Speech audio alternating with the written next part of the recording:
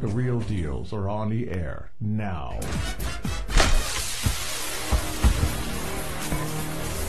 And now, live from the storage of St. Michael Studios, it's The Real Deals. Kenneth and Farah Deel. Wait a minute, did that announcer say Kevin and Farah Rose? Yes, how'd you guess? Your name's Kevin now. Yeah, I had Happy this. howdy, kids. Thanks for your patience. Oh, my God. Oh, boy, nothing goes as planned, does it? My Well, goldfish it's our matches my second outfit. broadcast I from like that. Facebook, and I couldn't get... It's like, what happened to the... well, not on Facebook, on YouTube. I know, right? I'm not going to talk about it, but... No, don't talk about it because we don't. We're going gonna bore the heck out of give people. Anything negative, any attention, right, kids? What is Demonology 101? Do not look. Do not respond.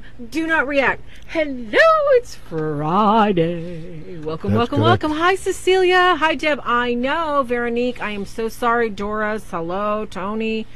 I don't know what's going on out there, but I'm telling you, the little tiny little microbial little atoms that are being breathed in are messing with little technological little wee beasties that live in the computer. But we're here. We're here. We're here. We're here. Yeah, it was. It's kind of funny where you can bounce around. You can go back and forth to different accounts and stuff. I mean, good thing for that. It's like I thought I had it figured out. It's like last week, know, everybody right? went I can right hear to the page and they found it, and now you go to the page and there's some park page of a pre-canned show that's waiting for me to connect. And Hi, Peggy. Hi, Michael. So I never Hi, mind with that. Denise. Oh, that fall down on you? That doesn't matter. I'm going to throw it in a Technology. minute. I'm going to throw it right in the pond. Everybody want to You watch? just have to tighten it up. It takes a little I'm muscle. going to tighten your brain cell. Should be a little higher and No close to the mouth. complaints. We made it. It's Friday night. Yay. Where's our canned music? Yay. It's easy. We're back. Oh, yeah, we need some canned Sorry, music. kids. We're just going to hop back and forth, try and figure out YouTube a little bit better. We were trying Yeah, to totally we'll try go there. something And on it just Sunday. Didn't want to play. We'll surprise everybody on Sunday. Tonight, half hour later, we made it. Thank you guys for joining Just us. like last week. I know. How can we say like and subscribe? Nobody got the little red ding ding. Oh, and I got hearts. Oh my gosh. Yes, yes, yes. We got hearts. That's the only fun thing about doing Facebook. I get lots of hearts. Yeah, finally. Hello, Maria. Hello. Oh, it's Monkey Man. Hi, Steve. Monkey Man couldn't find Christopher. Steve, huh? Brother Christopher. Good to see you. Hey. Like the video, you guys, so people can find us. Normally, we're going to be on, www.youtube.com/The Real Deals, as in, you know, reel them in, you know, fishermen. Yeah. Real Deal's like, Oh, gosh, you guys. YouTube is like the Photoshop of Thanks for coming by our tonight. stream. We missed you guys last night because we had this fun thing we got invited to. We got to go see Dinesh D'Souza. He is entertaining. I'm serious. It's like, At least. I don't know if everybody remembers cartoons from when you were a kid. You remember what was it, who was it that did the Smegling? Randy Roadrunner, my favorite. Not Randy Roadrunner, but the Roadrunner and Tasmanian Devil. Oh, I'll my have to gosh. write that down. It could be a cartoon character. It totally Elizabeth is. wants to It mess totally with. is. So anyway, come on, St. Michael us in. St. Michael, let's see. St. Michael us in. Oh, no, you do it this time. Me? Same, in the name of the Father, Son, Holy Spirit, Amen. I didn't like the way I did it last You can't time. remember it in Latin. No, you didn't like the way I did it last time. I didn't say anything about Yes, you that. did. St. Michael. St. Michael, the Archangel, defend us in battle, be our protection against the malice and the snares of the devil. May God rebuke him, and we humbly pray. And do thou, Prince of the heavenly host, by the divine powers of God, cast into hell Satan and all the evil spirits who roam to the world, seeking the ruin of souls. Amen. Amen. Yeah. So our meme of the week is, Oh my gosh. I have a demon in my house, and it's not supposed to say, but when I do, I don't have a demon in my house. It's supposed to say it got cut off. This was shared on the web, one I actually made once. But when I do, I only call a real Roman Catholic exorcist, not just some wannabe with a Roman collar. Oh my Yeah, gosh. no, it's got some attitude with it, doesn't it? But hey, I that's wonder why. the Dos Because he's got like Equis the guy. fist. Oh, I know. And who likes Dos Equis? Come on. You know, But give when me I like, do, I like I don't to. know. Near beer. I like to beer, honk I don't down know. and honk up later. Dos Equis. Tastes like burnt toast, like Samuel Adams. If you want to know what burnt toast tastes like in liquid form, get some of these microbrewery beers that way too much hops or something in there, or whatever it is. Well, it's better than corn syrup, huh, Farah? Exactly. Thank you guys for all the thumbs up and the hearts. Thank you so much. It pushes the video up in the suggestion box here on Facebook. And for some reason or another, you know, we're going to get the YouTube thing worked out on Sunday because it's easier for you guys to interact and for us to interact and chat. You know, I love Facebook. I love being here. But so many people, you all get bumped off all the time. And it's just so frustrating. Yeah. And then I'm trying to type and it's not in real time now. You know, they say there's improvements and everything. But, you know, you guys know, you know, I'm not a material girl, so, you know, I got those little conservative views, and I just, we're not going to go there. Anyway, so tonight's show, we're going to continue on, and we're going to do our best to stay with you, you know, for a good while, because we started at least a half hour late. I apologize. How gracious of you. So we're looking to have some fun. We're going to go through our little list of all these fun things that we were pointing out, you know, on our Q&A. And, you know, we've had, for some reason or other, last week, the phones are exploding, cases are coming, and we just thought we would bring up at the end of the show some really good points to consider and think about, especially if you're trying to help other people or people are coming to you, or if you have any questions. So please try and ask them live. We'll try and get to them. I will write as fast and furious as I can, and we'll figure it out. Thank you, Patty, for joining us. Thank you, Dana, Tony, Athena, Cecilia. It's good to see you guys. And poor Denise is still suffering those bloody things. Hi, Harry Wheeler. Oh, Rob Manuel. Oh, my gosh, he's got so many cute grandbabies. Oh, I see all those little... Wow, I haven't seen him in a while. I don't Dave's in tonight, too. Peggy, she's out there in hot Nevada. Yes. And Cecilia, hey, Richard's eating green chili cheeseburgers. I got my green chili. I'm going to show you some pictures of green chili. All right, onwards and upwards. You mean from the garden? No, those are the green chilies. The hatch green chilies I gotta you know, roast them. Oh, yeah, you gotta roast them. Hatch green chilies, if you guys are not familiar, some people don't like pepper, some people got issues with peppers. Hatch green chili, there is nothing like it in the world. It is so good. It is so flavorful. You can buy it in all sorts of varieties, you know, hot, mild, medium, and I got some. I can't wait. It's going to be so good. So good. It's a time. Hello, Patty. Hello, Sarah. Good to see you. And James and Sophie and Ashley. We're going to... Howdy from Texas. Oh, my gosh. Hey, yes. God bless Texas. Amarillo remembers me, and I'm not going to say why. Let's go to the list, darling. Well, not last week. Last week's show began with, but it was inspired by something that came up before the show. A person asking, how do I tell if it's a child spirit, a real child spirit, or if it's a demon or Demi-Moore, somebody who or something that's pretending to be a child spirit. In other words, that's not a child spirit. So this goes on the is it a good ghost or an evil one? And so we did about half the list. We forgot where we stopped because I forgot to play back the one we did. So. And every time we probably answer, we probably give more information anyway. So when we do it on the fly like this, the answers aren't prescripted. This is a cue sheet. And it basically, it's like having a list of questions from people from the chat, which are welcome, by the way. So when you want to go ahead and say, hey, what about this? And ask the question, feel free to do so. So if you guys have live questions, please interject. And we're going to do a little bit longer tonight because I am so sorry about the mess up last night. And then tonight we tried to get live on YouTube, and YouTube was just like... For some reason, we just weren't launching, and you know that whole thing about being ready to launch. It just whatever. You know, we're gonna do one from the phone last night. And excuse me, I'm going to shut my camera off because I'm going to have a chocolate kiss. So I'll be right back. A chocolate kiss. Okay, go ahead, Connie. Oh my gosh. Okay. I'm eating my chocolate, and I don't want to chew. Where am I at? I can't in the find camera. myself. Oh, there I am. She doesn't need to do that. She just gives me a warning. Gives our producer, me and myself and I. You're so bad. I'm eating a little tiny little chocolate kiss, okay? And I don't want to in public. Oh, you can do it in public. You did before. I eat cheese in the show. You want to talk? Just talk. Just talk. Just be yourself, okay? Hi there, people. I'm on my own island right now. Hey, we're starting from the bottom of the list, and the reason is because in the middle. All by yourself over there. And look at, they're giving you thumbs up because you look so cute, boo-boo. Oh, look at you. All right, we're starting from the bottom because I can't remember where in the middle that we had ceased. So if you look on the list, we go at the bottom and it says, how is the overall mood of the household since, and this means since you saw the initial apparition or... we defined at the beginning of last show, I probably should do it again. Define apparition and ghost. Apparition is when you recognize the features of someone you know. a ghost when it says you can say definitely it's humanoid, but you don't recognize who they are, even if you recognize it as a Civil War ghost. You recognize a period, but it doesn't mean you know who it is.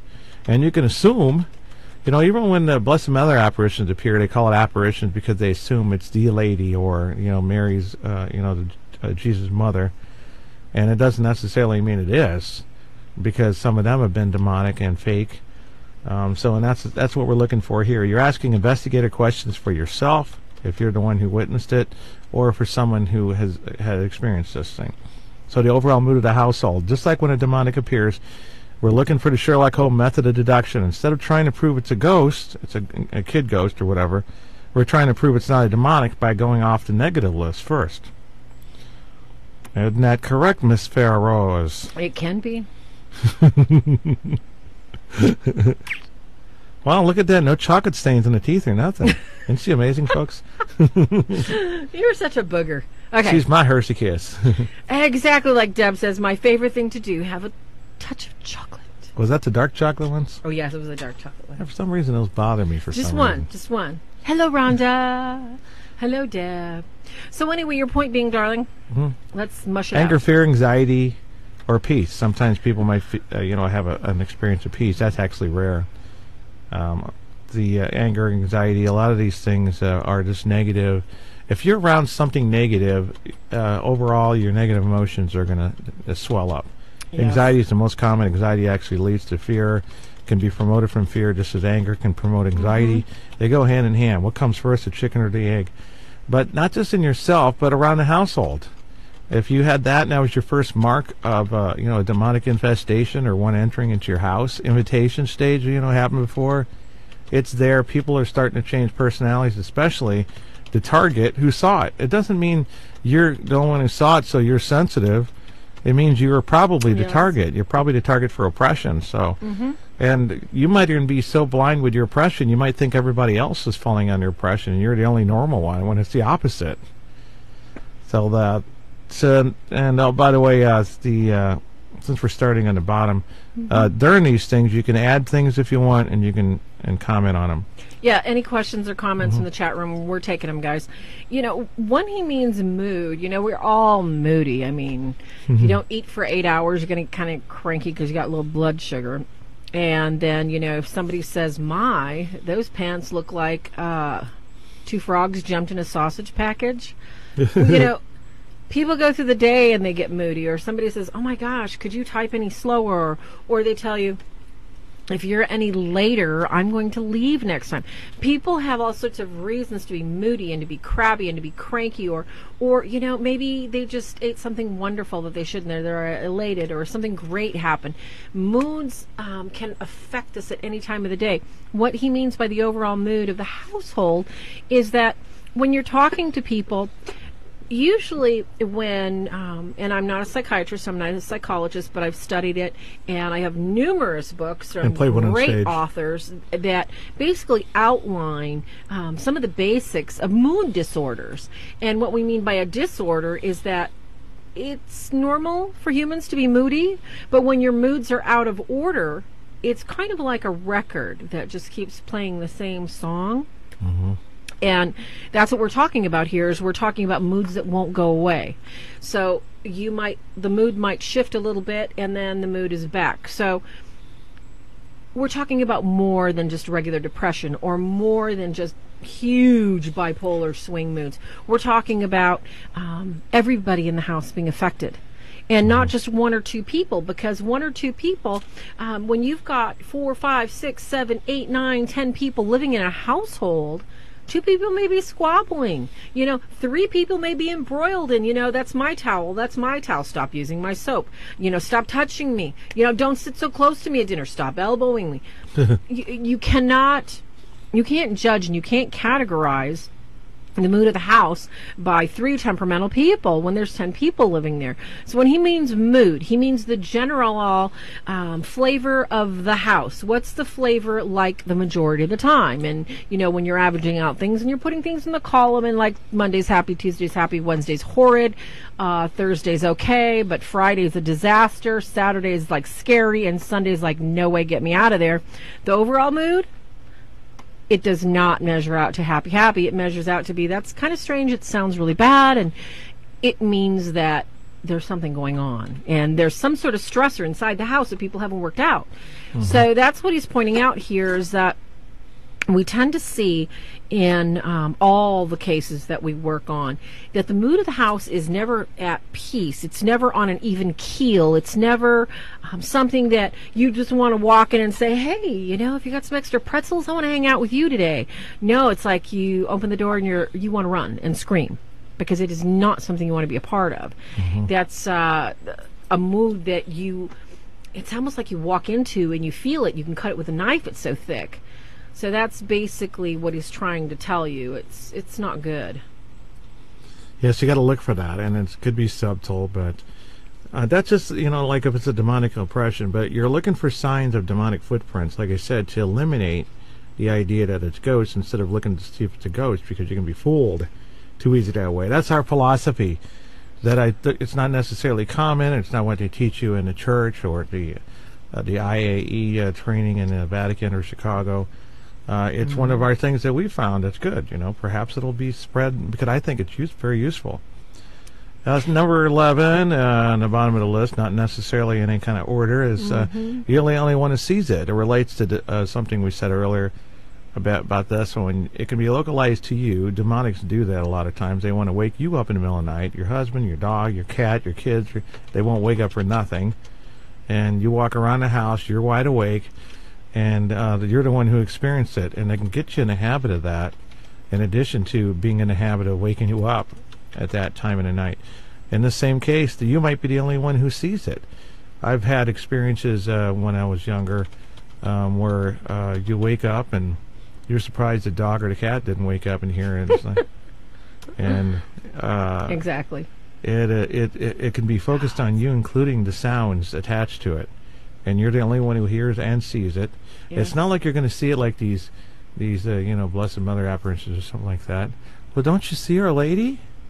You know, we're talking about some night experience typically, or it's not even so much when you watch a TV. How many times you heard someone's like they're watching a TV show? There's a boy standing over there right now. Charles, look at.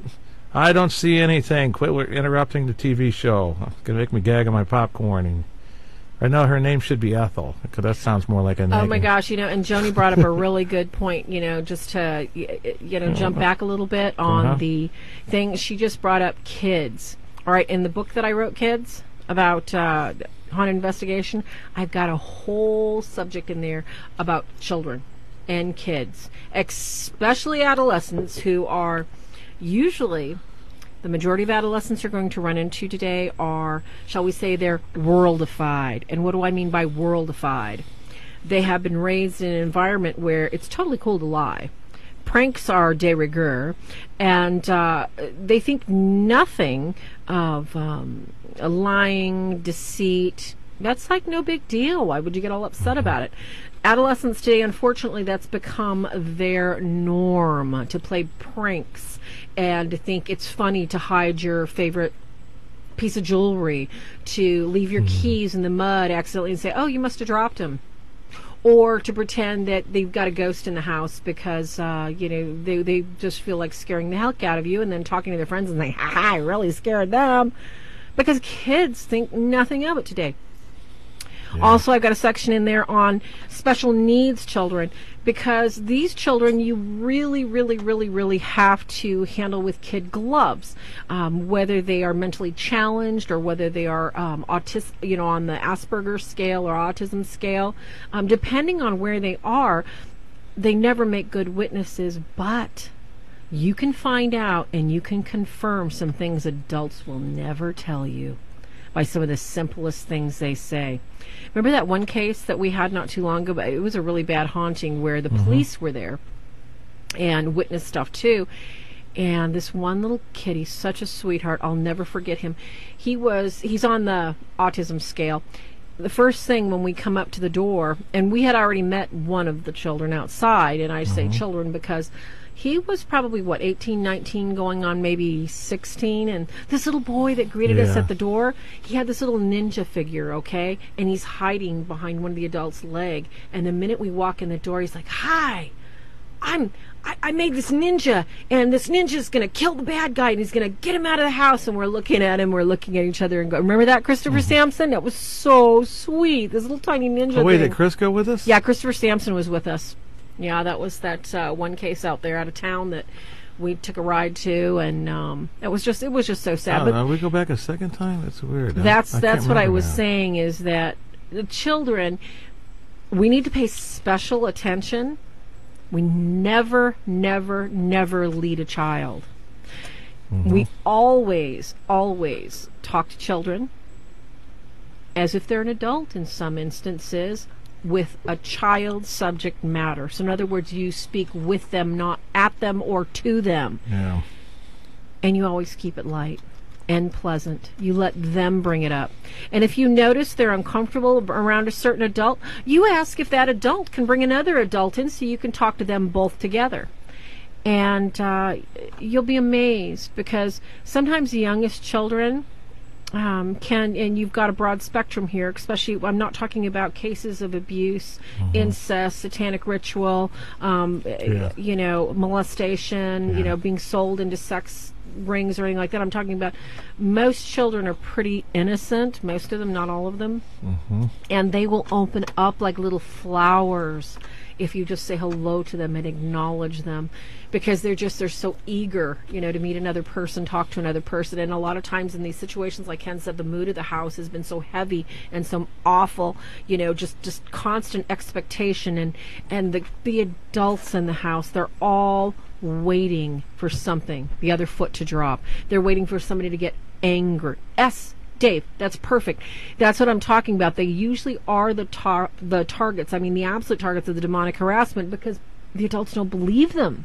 And that's the hardest thing, is that when you're doing an investigation and you have little kids and they're not allowed to talk because the adults don't want them to talk, because the adults think they're ridiculous and they would rather validate their own perspective first, it makes it difficult for us to do our job, because the kids then, and you can tell too by their demeanor, it doesn't take a real smart detective to watch the children and realize there's something going on.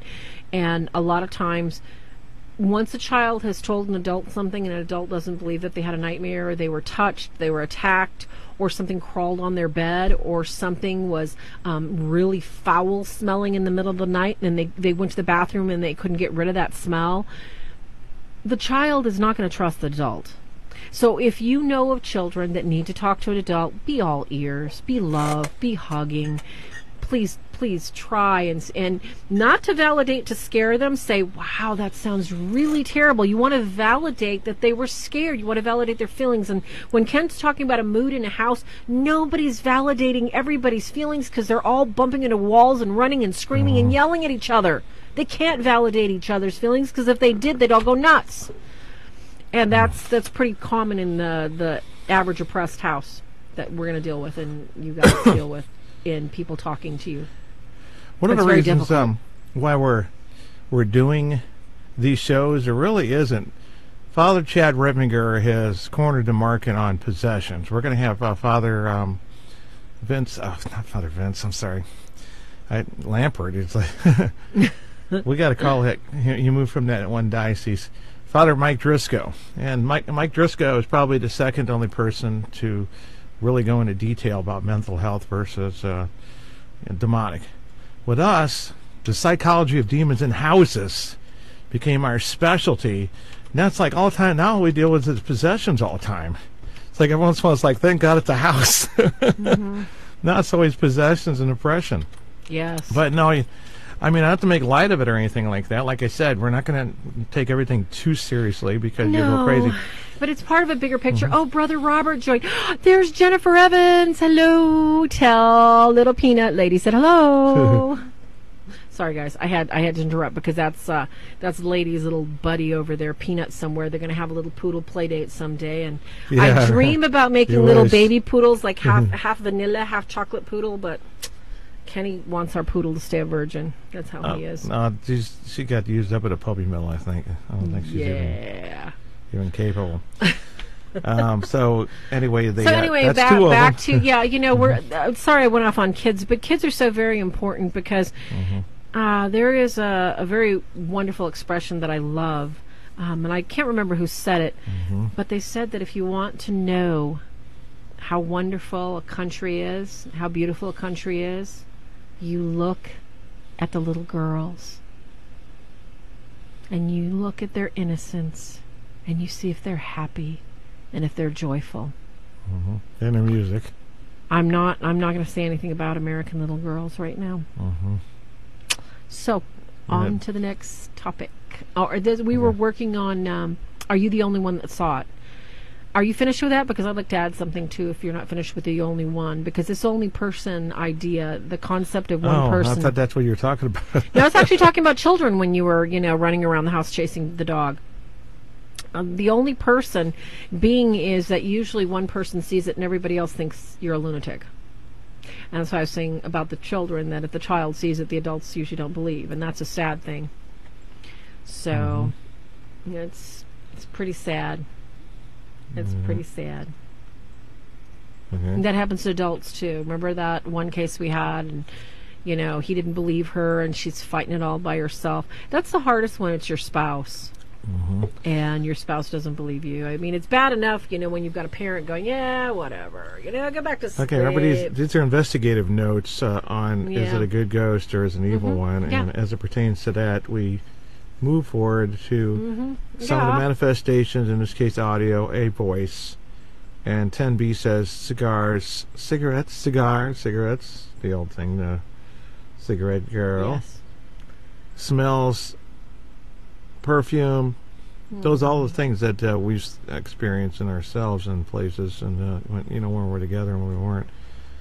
Did the spirit look like they did in life? Unfortunately, these shouldn't be on 10A, 10B. I don't know how I ended up. I mean, look at that. There's two 10Bs. I know. So, all right, you grammar Nazis out there, keep it corked. You're not perfect. Neither am I. It's okay. And it's a set of rules they made up. Some man made up, so, maybe another part of the planet or something where they're smarter people. Maybe some of these things that I broke the rules in grammar or notations actually apply. That's something to think about, to humble you, right? Okay, so totally. What it is going into is the manifestations, which could be smell, sounds, and their appearance, which is just sight, sound, smell. And did they look like they did in life? As you recognize them as an apparition, as a word showing up on the top, define apparition and ghost. And why this is important is because if there's something distorted about them, then you should be concerned that doesn't look alike, because it's hey, did we get that far? That came up maybe. Surely we didn't get that far down there last time. No, we didn't get talking about that's pretty smells. far down the list, yeah. I know. And that's pretty unusual. It's like... Oh, it's recognized features that we covered on that. Number 6, I see. Okay. Yeah, go ahead. Hi, Nicole. Hi, Adam. Hi, Scott. Just wanted to say hi to the latest people that join us. Thank you so much. If you're just joining us, give our little video a like, please, so it'll be bumped up into Facebook land. And if you get a chance, go to our YouTube channel and subscribe at www.youtube.com/TheRealDeals. REELDEEL, realdeals.com. Or realdeals/live, and you'll get us. We're trying to keep to Thursdays. Sorry about the lateness, kids. Thank you for joining us, and give us a like if you can, share if you can. Tonight we're talking about a good ghost, a bad ghost, ask a demonologist, and right now we're covering something that a lot of people don't talk about because we live in a time, you guys, that there's smells in every part of our house. I mean, our vacuum cleaner makes smells, our bodies make smells, the dogs make smells, the kids make smells, everybody's got a smell. We're talking about nasty smells, smells that make you just want to go. There's not enough poopery, there's not enough, whatever you need to, what is that stuff everybody sprays? What's that stuff? Not Windex, that big can of citrusy stuff. Everybody's got something they're spraying. Yeah, rotten eggs. Lysol. Exactly. Lysol. Yeah, Lysol. Well, yeah, in this case, I was making references to smells that are accompanied with ghosts. But, yeah, since it is on a task of trying to narrow down when it's demonic footprints, it can become a checklist of such. But those are the common things that if they bring a smell. What's a child's smell going to have? Poopy diapers? Cookie breath? That's so funny. Apple juice breath or whatever. Yeah, we water down apple juice a lot with the kids because it's like kids get rotten teeth really early when parents go to town on apple juice. Dilute it, give it a slight flavor. No, you want to know what I've had from previous cases before I met you with children ghosts, honey? Try sweet smells, like the smell of taffy being pulled. There you go. How about powder? You know, like a really, really soft, like a talc powder of babies, you know, that children usually have talc powder. Also of like a laundered soap smell. Because it's so innocent, like when you put your laundry outside and you can smell, you know, the soap coming off the clothing, and it smells so fresh and it smells so wonderful. And people think, wow, there must be a little child ghost here. Did you suspect that in those cases that you experienced personally, were they any of them demonic? All of them were. No, I didn't suspect at first. This is why I was really young. I was a greenhorn, and I thought, okay, because I've seen both. And I thought, well, you know, these people were not experiencing what we shall say are the classic symptoms of oppression in the house. Everybody seemed okay. People were talking. People were getting along. There wasn't any obvious signs of invitation. And then come to find out, of course, the demonic footprints were always there. It just takes a minute to find them.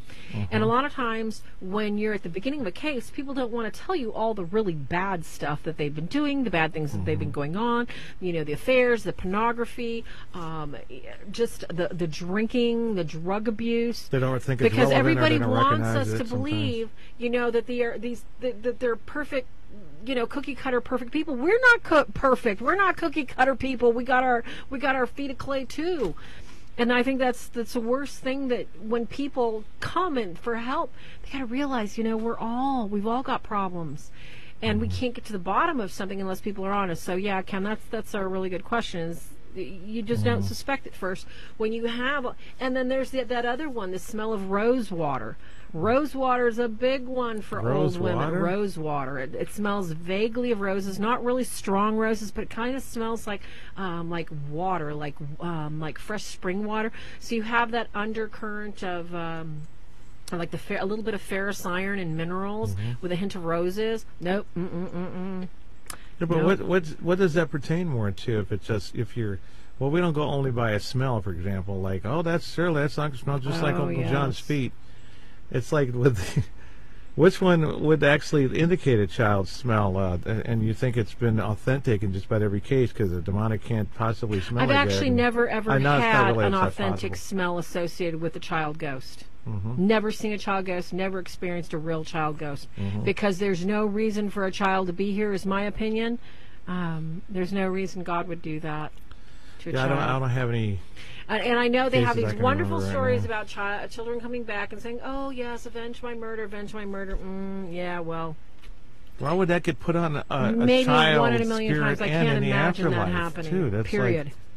But, you know, maybe it did. I'm not saying it couldn't happen, but I have not actually heard of one actual potential case that has. Exactly.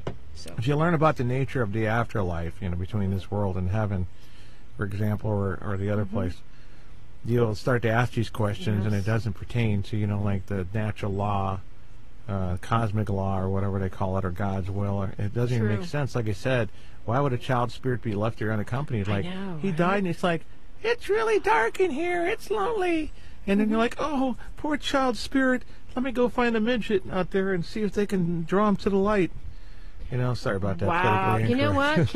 People are complaining that Facebook, is our sound okay? Because they're saying it's going from mono to stereo, and you know, the sound is really weird tonight. Yeah, I don't know what that's all about. Sorry about that, kids. I don't know what's going on. Yeah, Doris has got a good question. Then I want to go to this other question too. If there's a spirit in the house that isn't bothering anyone, and you just ignore it, is it okay to let it stay in the house, Ken? No, they're not supposed to be there. There's only one reason they would be there if they're a good spirit, and that's they're suffering some kind of purgatory, either by their own free will, like they couldn't separate from the house because of, for whatever reason. And there's a huge number of scenarios too, such as you promised your children, you know, that you would be here until the day they died to watch over them like an angel, and you're going to have to be held to your word. You know, if God wills it, but that has happened. So. we have to assume that it's not. But one of the ways to tell, of course, just like when it's good ghost versus bad ghost, is you notice up here, if you scroll up, it says nothing has happened since the apparition. Then it says C, decreased, B, remained the same, and in other words, it's saying increase in magnitude over time. Ghosts don't do that, and ghosts do not increase like, all right, I'm going to have to try it a little harder now because they didn't get me the first time. They don't do that. They can stay like that. There's castles in England that I honestly think has like a ghost of a, say, a maid. Yes. This is related to a true story. A maid who was stealing from the king, or the the whole, how, not the king. Oh yeah, it would have to be some horrific and crime. she's there for like 100 years. Hey, our friend, oh my gosh, Derek joined. And it didn't change. It didn't Derek grow. Langdon is in from Ireland. Wow, and that's hard. Dominic is in from Poland, right? Hey, our European friends. God bless you, and thank you for getting up early and joining us. You guys are so sweet. Yeah, Derek's probably up for breakfast. I know. Derek's like, oh yeah, I'm ready. Smoke me a kippa. I'll be there for No, breakfast. bangers and mash or something like that. Something delicious. Oh, that's so funny. Listen, I've got another question I got to get to. There was a question about ghosts and spirits and haunts in the room, and I don't want to skip over it. What if these things are only seen in your dreams? Can you tell them about that, Ken? Well, they start in your dreams, because you remember St. Joseph had a Hi, dream Eddie. Hi, Jim. from an angel that was basically telling him to take the mother and the child and flee into Egypt. That was to avoid Yes. Herod's execution of the firstborn of every family. And that wasn't the only dream he had. And, of course, he had other people such as, even the king that Joseph, the Pharaoh, Joseph interpreted his dreams about the fat calf and interpreted it. Obviously, things happen in our dreams. People had said they saw their deceased relatives, and really good stories in some cases. Like, the person usually gives them something consoling, but they don't do anything that leads them on. Like, let's have a relationship in your dreams, or I'll come down here and check on you every once in a while. They don't need that. The first mourning periods of 90 days, I think, is about what it is. It seems to work that way in heaven, too, this 90. That it's going to be a circumstance where it could become temptation if they do too many visits, so it's got to be demonic in that case, because they're going to start relying on it, and it's not healthy, and it's not something God. Remember, lead us not into temptation, but deliver us from evil. Amen. That's also a reminder to us that God doesn't do that. He doesn't lead you into forms of temptation. So yeah, you can, and that's probably the most common way that you might experience your spouse. I'll tell just a quick story here. In dreams, an actual apparition coming in someone dreams close to on you a to regular die? basis too, Ken. That's kind of... My mother died in the hospital, and then I was waking up or something, dreaming, and right there, just for a few seconds, suddenly I was in this big banquet room, and my mother was there, and she looked like she did when she was in her 30s. Didn't look like she did when she was frail and old. And she was laughing like she used to, where you almost, the eyes look almost are in tears. And all my all dead relatives are around her, the old ladies with the, Estelle Getty wigs or Mama's Family wigs and all that kind of stuff. And it was a big banquet table, beautiful mansion, like something very extravagant, not these old stone ones, but, the marble ones like you would have in these very rich houses, in England or something like that. But I just got a glimpse of that, and I was there, standing there for just a minute. Nobody noticed me, and I came in like a ghost, and I left. And then I woke up entirely. That is so funny, and Ken. I was there. So Mom didn't say anything to me, and it was kind of probably, I'm going to say it was so vivid and everything. I think it was, God's way. Not Mom willed it. I know of course, she desires in heaven just as you do on earth. Yes. You worry about your children or whatever to some degree, when you first pass on, reassured pretty instantly. To let me know that she, went to heaven. That's. I think dreams are more common. Unfortunately, it's more common for the demonics to start that way too. Yes. And that's a good place to start with what I was going to say. Hi, Eddie. Hi, Jim. Hi, Jeannie. A lot of times, and you'll look at some of the best theologians, both Catholic and non-denominational theologians in the world, and they're going to astutely tell you that our dreams usually are a mishmash. of whatever's left over. We've got this fabulous computer between our ears, you guys, and it just it collects all this data, and then when you finally try and go to sleep, and the data is just swirling and spooling and swirling and spooling, as you're going to sleep, your body is shutting down. You literally, your brain tells everything shut off and stop, but your brain is still like going, because the neurons are firing, telling your mind, okay, think about this, think about this, think about this. So it's almost like somebody's got this record in your mind, and they're, basically flipping it back and forth. So you've got these bump stops, bump stop, bump stop. So that's why you get some crazy dreams and crazy images. They don't mean anything. However, there are periods that they have watched and they've witnessed, such as REM sleep, which is our deepest state of sleep, like we're almost like dead. And then it is also a time of, it's like we have this active life inside of our mind when isn't that crazy? We're sleeping and we're getting the best rest of the night, but we're active. There are things science can't explain, and there's dreams science cannot explain. Yeah. And like near death. Exactly. And oppression starts in the mind and ends in the mind. All right? So, your mind is the battlefield. If you're having dreams, and this is something too, is the closer you work on a relationship with God, the nastier your dreams are going to get. They're going to become more violent, stabbing people, more pornographic. You're going to see naked people, or you're going to have sex with naked people. Right. I'm not kidding you. It just, when you are under attack, you're going to have some of the strangest dreams you never wanted to have. You're going to be wealthy. You're going to be a rock star. You're going to have all these weird dreams. You're going to like, why would I think of that? I've got to work tomorrow. I got to mow the lawn.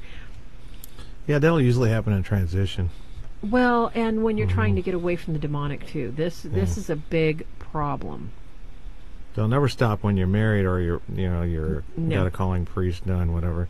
They try to tempt you away from that, making life look so wonderful on the outside, and trying to tempt married men and women, with dreams. And so, yeah, the demonic has more of a playground with that.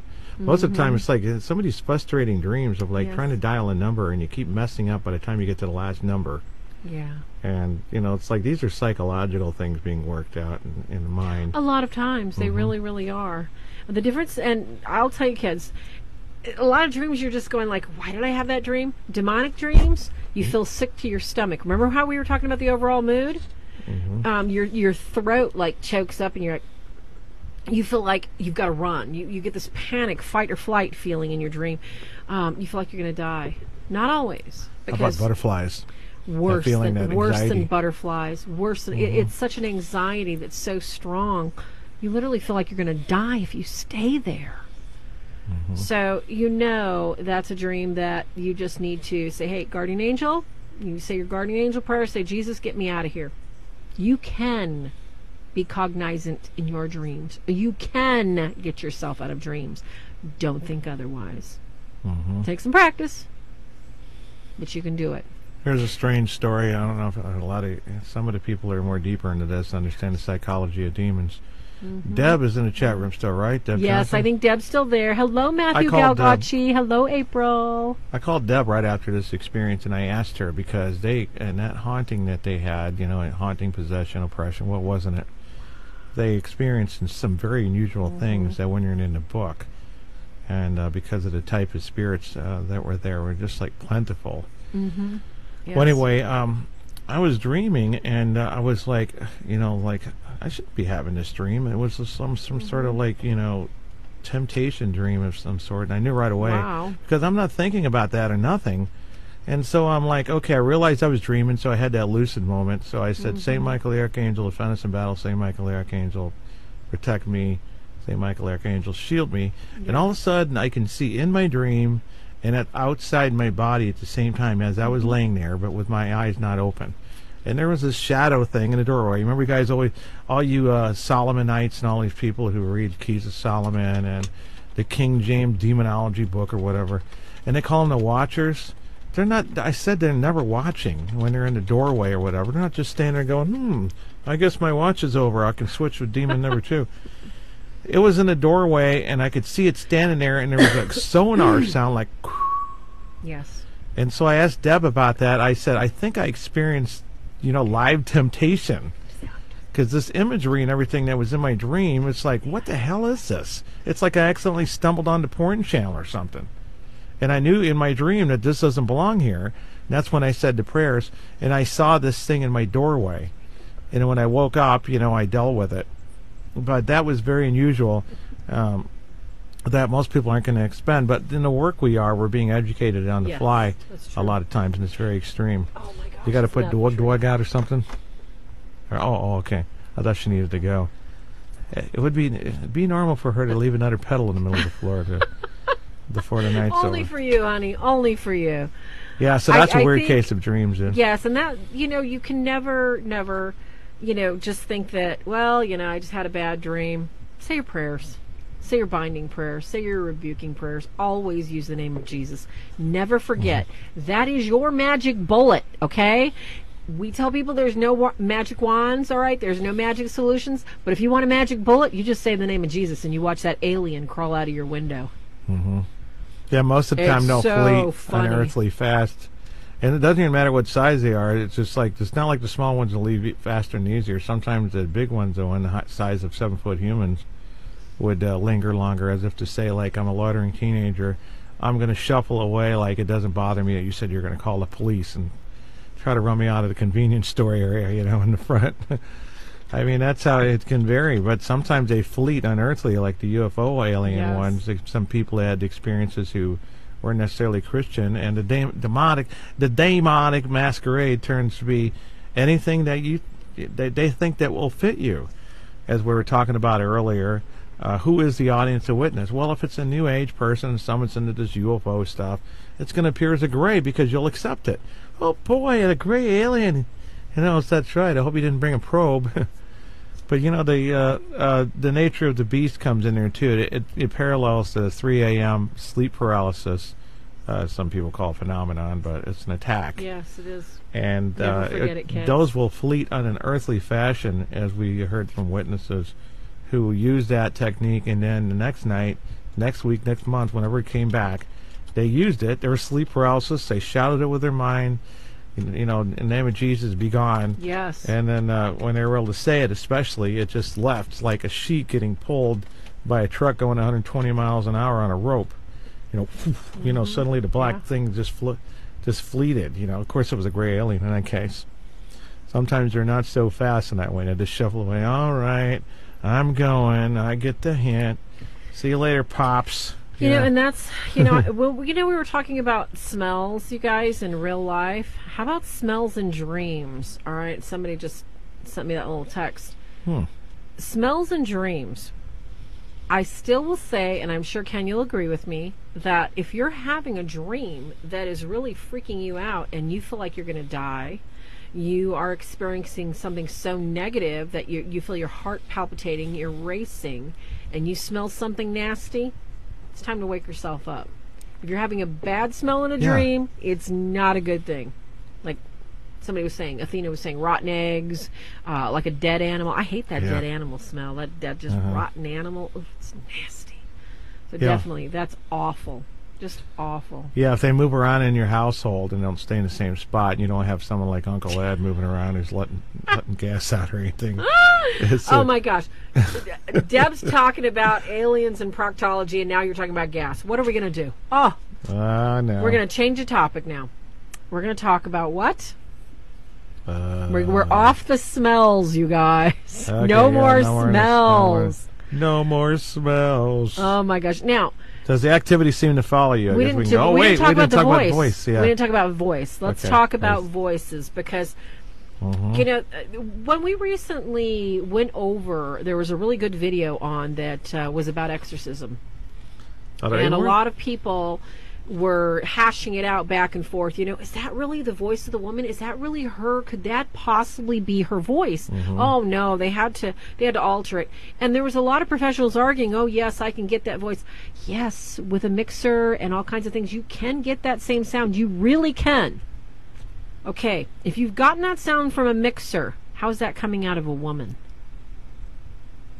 Especially with Father Amor talking a normal voice. And especially with one little tiny microphone attached to a camera, on the other side of the room. So when we're talking about the normal range and normal tones of a voice as a singer, you know, I know I have a 3.5 octave range. I know what my voice will sound like. I know what regular people's voices. And I've heard people scream and make guttural sounds that are having, shall we say, a grand mal seizure, that are having a absolute meltdown, that are having a schizophrenic psychotic break. I've heard people that are about to have a nervous breakdown, really have just get down on all fours and have a guttural, literal thrash fest, you know, by hitting things and just, you know, really well something up that is just so, shall we say, it's just so primal, and it's so sad because they're really scared inside. These are sounds that the human being is capable of making, and I'm not going to say they're normal. They are, shall I say, they are within the average range of what you can expect when you're around somebody that is having a very, very, very difficult time, such as, you know, mental illness, mental breakdown, etc., etc. What we're talking about is about something that is so, it's so extremely out of the ordinary. Yes, Tony Kobianco, I totally agree with you. The director Friedkin did say there was nothing added. There was no editing. It was a straight shot. It was just, that was the sound.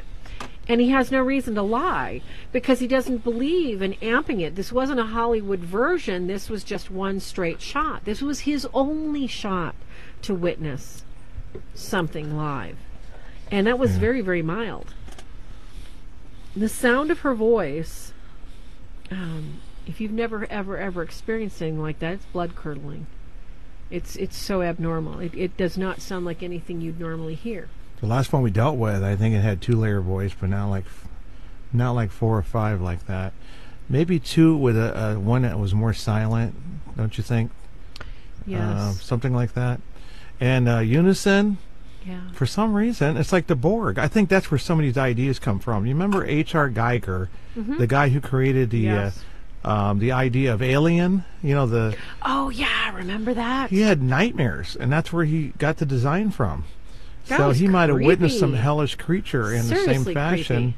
Maybe some people who got the idea for the Borg were thinking more like the way demons work, because we use that, like you say, tribes, and I used to say like the Borg Completely collective. Tribes. Yes. A big collective. And That's a good that's analogy. something that, you know, when I heard it, I did not say on the radio, but I'm gonna, or on the air live, And on the radio soon. on the radio, you know. What I mean? I didn't say it then, but if you listen to that woman's voice, you don't hear just one. You hear a cacophony. And what do I mean by a cacophony? You hear dozens blended into one. It's almost if you took every single spice out of your cabin, or, you know, your cabinet, you just open the cabinet and you take every single spice and dump it on top of the pot, you know, chili or whatever you're boiling, and the chili went and spewed it all out. That's what her voice sounded like to me. That was a visual you didn't need. But that voice just made me just want to cry for that woman. She, you know, they really had hoped to deliver her, but she's still going through exorcisms. You know, the interesting thing about those voices, And too, those is- demons were in pain. That's the beauty about exorcism. Beat the hell out of those little beasties. yeah, they don't... sometimes the voice comes out and they're not even moving their mouth, but they pride themselves in being able to puppet the person, and they'll vibrate the throat muscles in some earthly fashion simultaneously, as if to say, we're all this gang, we're all bragging, and we all got turns, you know, and driving the car they stole. Exactly. And but they end up doing it at the same time, because it's not like someone else can do it. It'll just...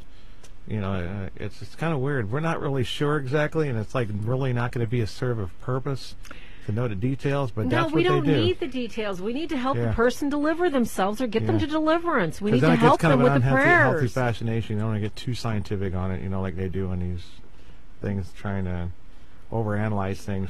But sometimes they come up, and it's an interesting note, and we might learn something about the demonic that can help. Like the Well, tornado people that study it, you know. I agree. Mm-hmm. So that was just a final note on The Voice. There's no reason to doubt that was real. So definitely, did that cover The Voice enough? I think so. I think it was well covered. And that's really unusual in cases. We don't have a lot of people calling us and saying, "Oh yeah, they spoke in this sort of voice or that sort of voice." It's more like, and I'm talking about before. Oh yeah, they're talking in their dreams. They're mumbling in their dreams. Lots of people talk in their dreams. Or, they got really angry at me and really were really screaming ugly, vile things. That's pretty typical. Because they're kind of cooperating with demons there, like when you in a big way. You have a conscious and recollection. Yeah, there's a lot of things in between oppression and possession that's being missed, and I think it's over the years are going to be redefined and officially published. Maybe through the Vatican or whatever, International Association of Exorcists. And people out there such as Father Driscoll, someone more scholarly, like him, or Father Chad, would be more appropriate. But I think Father Jamie's on his boat tonight. I don't see him in here. for these things, but it needs to be done because I said even the ear, when they hear the ear, their ear is taken over. Yes. Not can someone go up and speak in it? It's like your ear is possessed. You remember the old hand that you get from the guy who killed people, and then you get that sewed on? Could you lose yours in a car wreck, and suddenly the hand's got a mind of its own, like, like that. I mean, we don't know any case like that. No. And you can't tell if it's just a legend or something.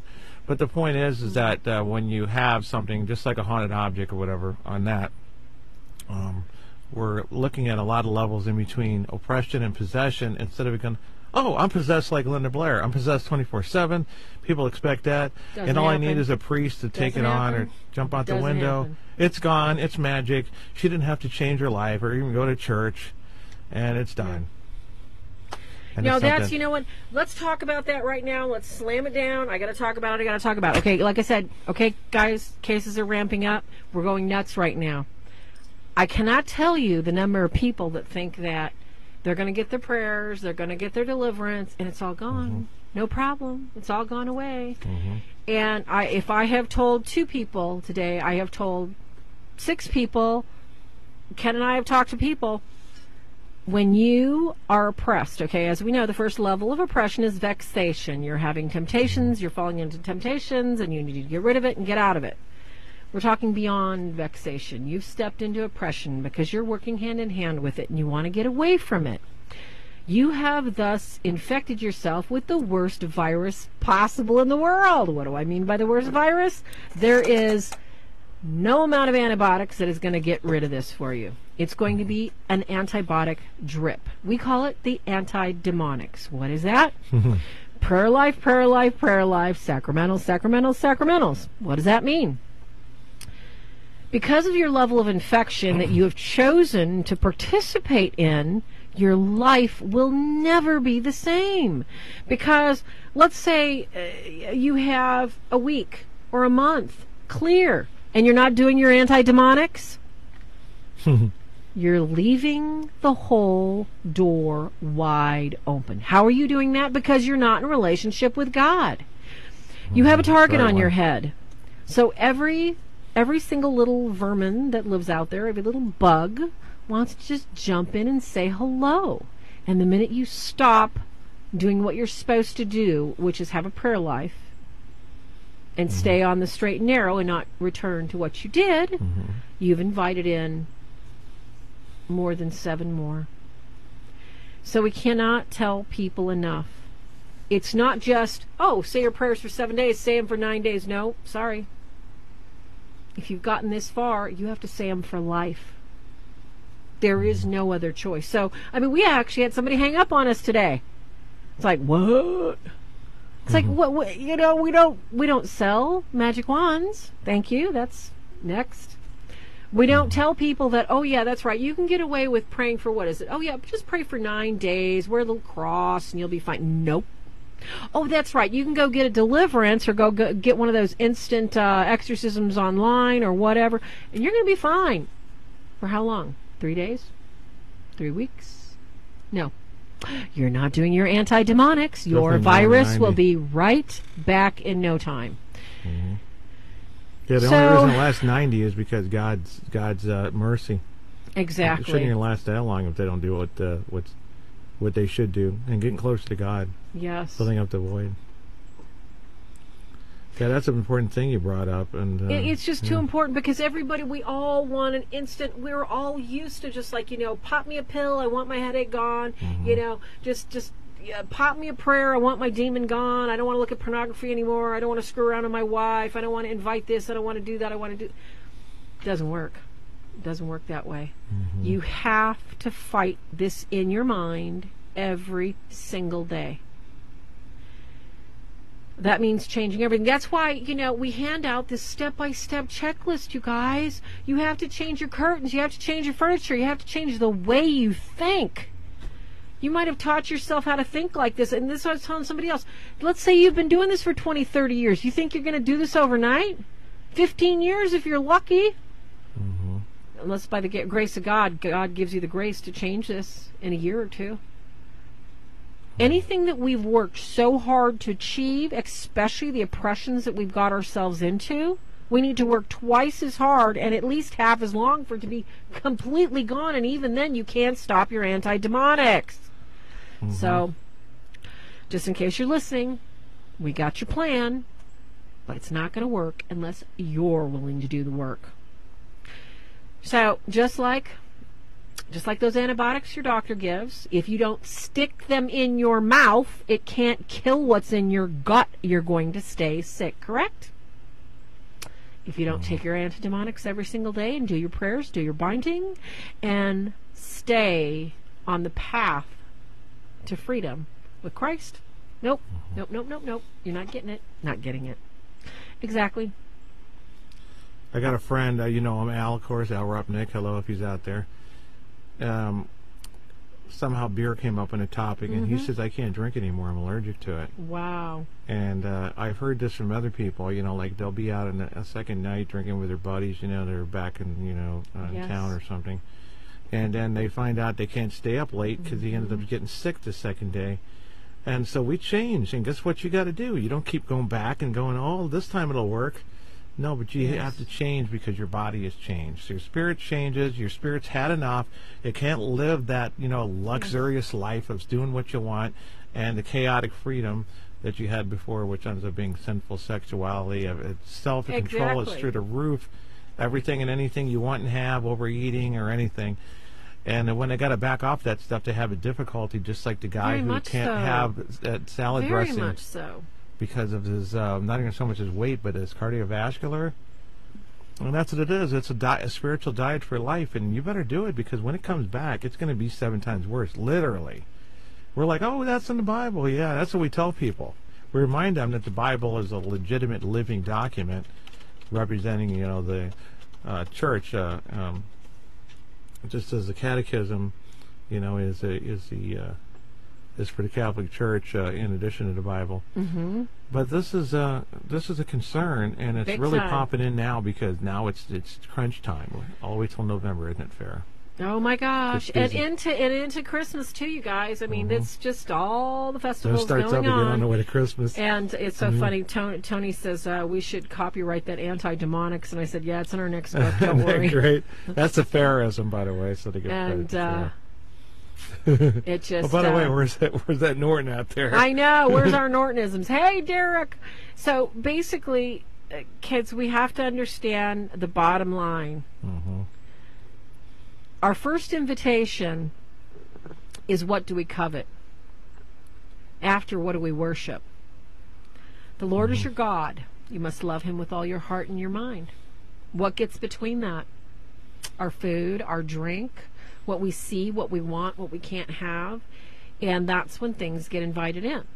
And Cheryl was pointing out very wisely that there are times that sometimes it's not something you've invited in. You haven't necessarily chased witchcraft, or you haven't chased psychics or mediums. Or simple but you move into a home that is invitational, that's already infested, and it starts getting and affecting people's minds. Spirit. And it's not something that you invited. And sadly, yes, this does happen, to both Christians and non-Christians alike.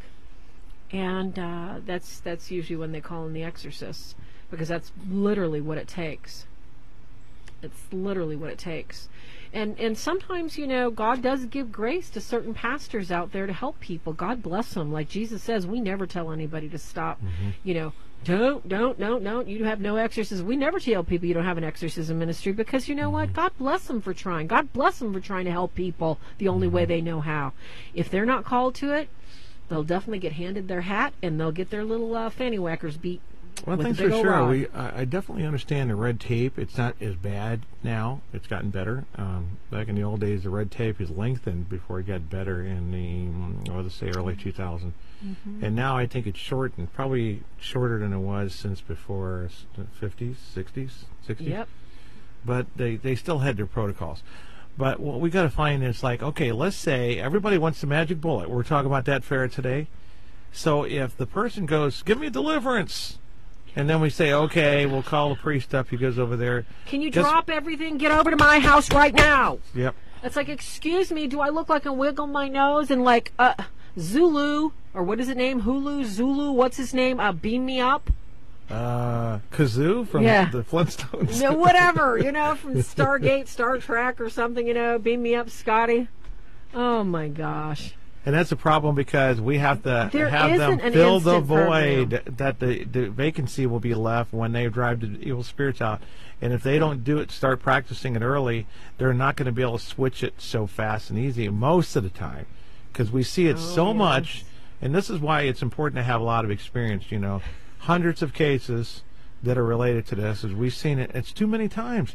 It's like they go back to what they're doing right away. Just this guy who did the psychic readings on a radio show. He got a deliverance, and he got one from a priest in Florida after I diagnosed it back in, I don't know, 2006. And he did a radio show on FM in Texas. He started doing the psychic readings again. Yes, and then that's he calls right. He me went up, right back to them. And they're going to go, oh, my gosh. And he's changing into possess on the phone right there, you know, and I'm talking to the guy. Thank you, Father Brian. He said there's no emergencies. Keep your happy helmet on and just keep on trucking, right, Father Brian? Just keep doing your prayers. And before he turned, I kept asking him, I said, what did you do? What did you do? He said, nothing. I said, did you follow everything I did? I didn't do any of that. Did you go back and did you follow the advice? Don't do the psychic readings anymore. It rubbed you the wrong way. You can't dabble or play anywhere near that stuff. And he denied it. So 10 minutes later, his girlfriend calls me and says, I just needed to tell you, I heard him say this. He actually went and started doing the psychic readings right away again. In other words, he went back to normal, like, oh, I'm free. You know, you get your back is better. Now you're going to go run around. You go, oh, you know, I'm dancing too much tonight. Now my back's out. I'm going to miss 2 more weeks of work and get workman's comp. It doesn't work that way. In the spiritual, just like the body, we have the same kind of predicaments. Like your body can't take it anymore. You're going to have to change your diet spiritually entirely. Completely. And it's very important. So that's a sad case. The guy was falling into possession. That's the hardest thing to get anybody to do. Yeah, and unfortunately that one slipped away. He went to Kenneth Copeland Ministries, and Kenneth Copeland Ministries, non-denominational, whatever, I don't know what he is. He got him to renounce the spirit of Catholicism, the spirit of the Blessed Mother, like it's a demon of the Blessed Mother. And that's what they did. Of course, they left you alone. You did everything but make a contract with Satan. Mm-hmm. You know, so that's how they solve some of these things. When you don't bash the old church. I don't care how you disagree. We'll explain to you if you have a disagreement, and we'll tell you how you are, needing education on it, at least. In a polite fashion, of course. We really have to tell people too, if you're starting to help people with this, or if you know of other people helping this, like Ken and I are saying, and Father Brian agreed, there are no emergencies. If a person is experiencing an oppression or a demonic attack, they can use the name of Jesus. They can use the sacraments. There is no emergencies. It's not going to happen. As we were talking about the antidemonics, an antibiotic, one pill, okay, is not going to take care of the entire infection. You have to do the whole course, and you got to start somewhere. It's not going to be overnight. Yeah, and I had a strange call today, and I've had ones in the past, and that the person was asking, that we can come over right away. But the problem is they're in Texas. Yep. So, and I said, we just can't just jump over there. We had to do an initial. She wouldn't even tell me why. And all the questions got answered. Oh, who referred us? A priest. What was his name? Exactly. Okay, you called the number that the priests don't have. So I'm like, okay, we're not getting that. I'm not going to get in the band and get in a Scooby-Doo van. And then rush down there and grab my wife and Well, and that's just it, too. What we've gotten lately, too, is a lot of things. Oh, yeah, a priest recommended you. Well, okay, I didn't get the call from the diocese. Which priest was it? Well, I don't remember. Yeah. Oh, well, I know it was a priest on this form. Okay, which priest was it? Number one, when we take a call from the diocese, we have to write every single thing down. Not that we don't do that in our own ministry, kids, but if you call us and say that a priest has referred you, we need to confer with that priest. Why? Because a priest sits in the place of Christ. So we need to trust him with what's going on and find out exactly what he believes that the person needs. So please do not, don't assume. It's not legalism. It's no, it's not legalism. It's important. proper protocol because we don't want to make a mistake and hurt you worse than you're already hurt. We want to help you, and we can't unless we have a whole picture. And sadly, we get so many people that they really say they want help, but the minute you give them one or two little things they can do, the little anti-demonics we're talking about, they're like, well, how long do I have to do that? Or what if I don't? What if I miss the day? Or what if I can't? What if I can't say it? I can't tell you how many times I told people, okay, write it on a piece of paper. Keep it next to your bed. If you can look at it, you can read it in your mind. Put it in your phone. Download the Laudate app has all. You can download the Auxilium Christianorum prayers. Those are all excellent prayers. There's no reason if you want, it's like somebody throwing you one of those cute little donuts and you're drowning. If you don't want to drown, you're going to grab onto that donut, aren't you?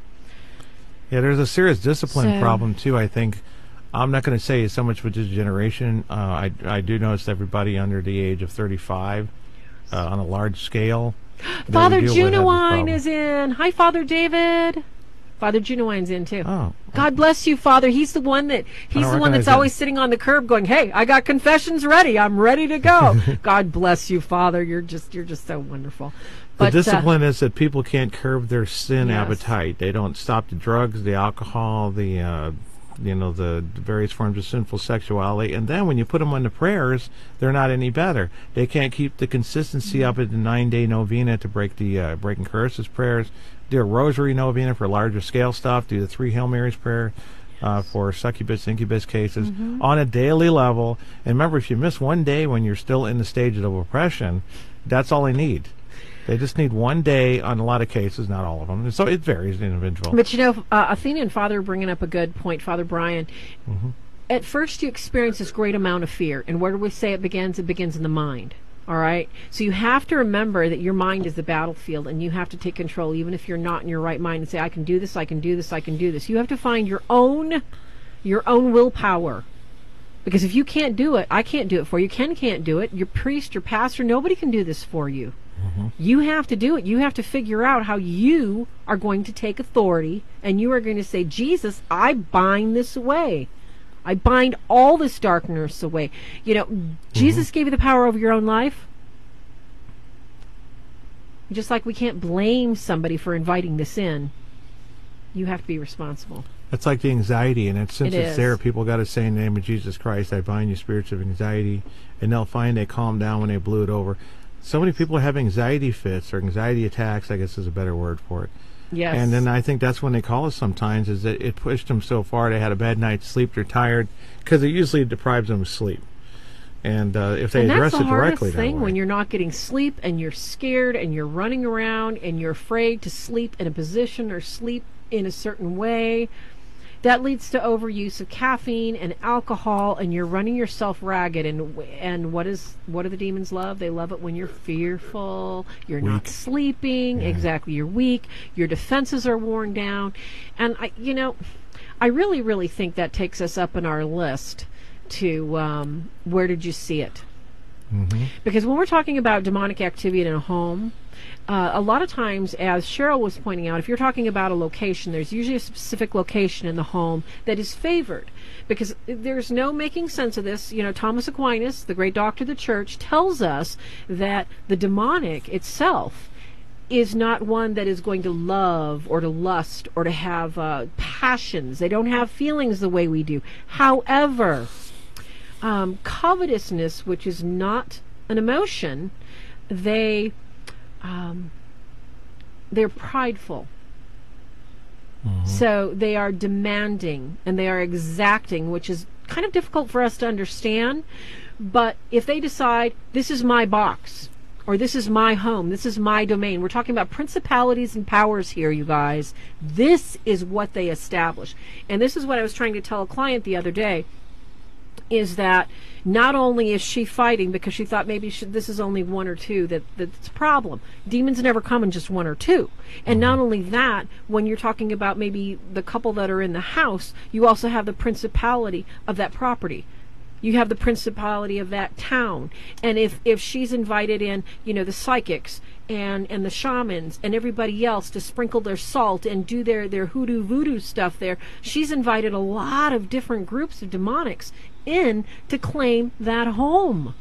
So we're talking, she has to peel all those layers right off the onion before she can get to some little small piece that she can start protecting.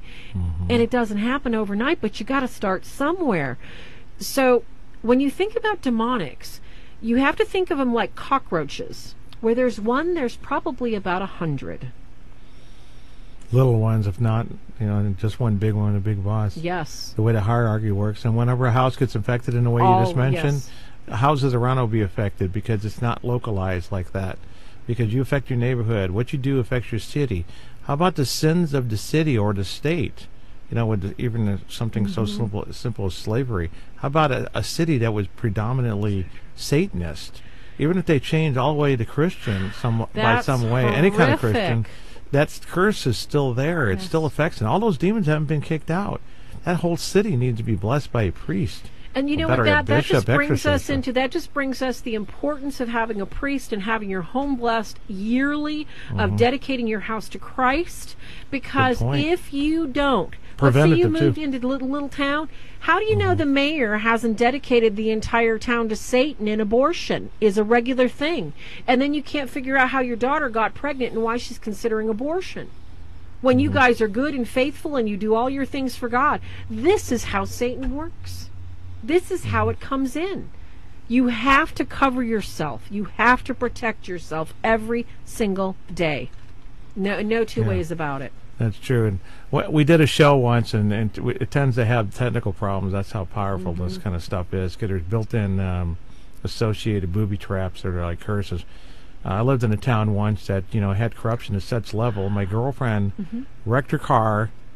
She was carpooling. The car got driven off the road by somebody, and they found like $1 million of cocaine in the trunk. One of the people on there were part of the satanic sect, and it's the worldwide satanic organization. It exists, and the sheriff was in on it in our neighborhood.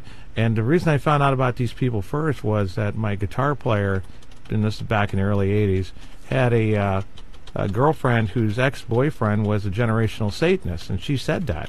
One of those guys that when he got mad, things would have a temper tantrum around him, like poltergeist style. And his kids, that she had kids out of wedlock, you know, unfortunately, were drawing pictures of satanic ceremonies and stuff, and they were just like 4 or 5 and whatever, really young. And she brought him to the sheriff, and the sheriff magically lost him. And when she was addressing him one day, she looked on the wall, and there was the grandparents of this guy. Wow. With fishing trophies, pictures holding up right next to the sheriff, their buddies. So and then I had this thing happen with that gal I was dating later on. This stuff is big, it's worldwide. Don't expect it not to be somewhere. And then, you know, but then again, you know, don't be dark and looking for it. Don't dig conspiracy theories. Just pray. You don't need to pay attention or look for it. You just gotta love God. You've got to love God. You've got to. You got to be right where you are and do your morning offering. Say, hey, Jesus, I offer you this day all my joys, all my sorrows, All my suffering, I give it to you, Jesus, for the intentions of your sacred heart. So, kids, we want to remind you, as always, sorry we went over a little bit, battle's already been won. Satan's already been conquered. And hopefully we're here to help you fight the fight and win it the right way. So as always, you can PM us anytime, and if we don't know the answer, which we do not know a lot of anything, but we've had a lot of experience, we'd be happy to ask our exorcist that we talk to and look it up and get you a solution. And please don't hesitate.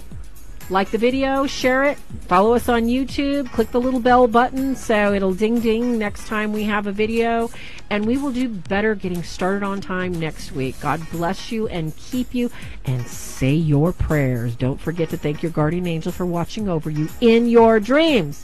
Father Mike. Father Mike Thanks, Driscoll. Father David, Father Brian. Father Oh, yeah, Driscoll's thanks on? to Father Brian and Father David Jamie for coming in. Yeah. It's always good to hear from Father Mike Driscoll next week, author of Demons, Deliverance, and Discernment. And it's a practical guide to spiritual warfare and deliverance, or something like this. Whatever the second subheading is. So Father Driscoll is going to be on. He's here for our mental. He's a PhD psychologist. He's a licensed therapist. And he's the best conversation for this stuff. He can just talk. I'll get on the phone there, and it's like, yeah, we got to go. He's just. You'll enjoy him. So we will definitely give you a heads up 24 hours before if we'll be on Facebook or if we'll be on YouTube. But we're probably going to do a pop-up video on Sunday if you guys are hanging out Sunday and going, oh no, it's Monday again. So we love you guys. Sweet dreams. Lady says goodnight. Sayonara. Next week, see you guys. God bless. Same time, same channel. Good well, night. we don't know. We'll see about the channel. Father. We'll let you know. Thanks for showing up, Father Brian. God bless you guys. God bless you. God bless you, guys. Father Junivine.